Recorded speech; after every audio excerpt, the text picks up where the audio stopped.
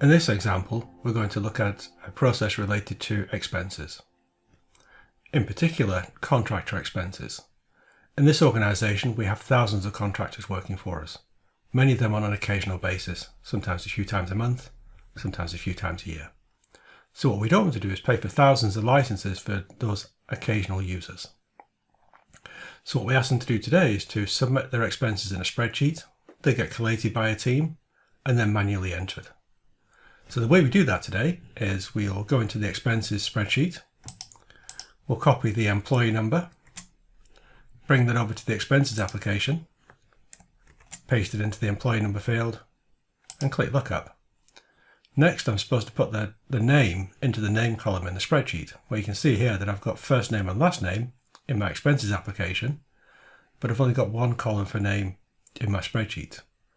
So the way I do this today is I copy the first name, paste it into Notepad, copy the last name, also paste that into Notepad, and then copy both of those and paste it into the spreadsheet. So you can see here it's quite tedious to do that concatenation, that consolidation of that data. Next, the type, well, payment is already selected in my expenses application, so I don't need to do that. And next I can choose the category, travel.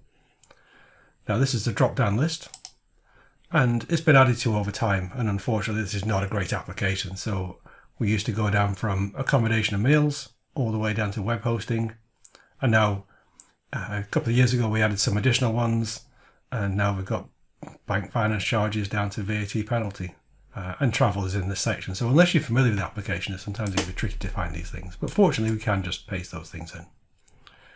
At this point, I get fed up with moving my mouse, so I start to just look at those values and type them in. And this is where the scope for human error, because I may take the wrong row from the field in the spreadsheet or the cell in the spreadsheet and make it interrupted. Next, I'll put in the net amount. There's no VAT on this one. And finally, give it a description. So contractor expense item. And we use this for reporting later on, and unfortunately because this is a free text field, we get all sorts of spelling permutations of that, so we often have to go back and do some data cleansing later on. Finally, I click submit, and then I copy the reference number and also paste that into my spreadsheet. I'll then clear the form and go away and then do the next record. We're doing about 1,000 of these a day in this organization. So you can imagine how time consuming and tedious it is, but also how error prone it is. So that's the manual process.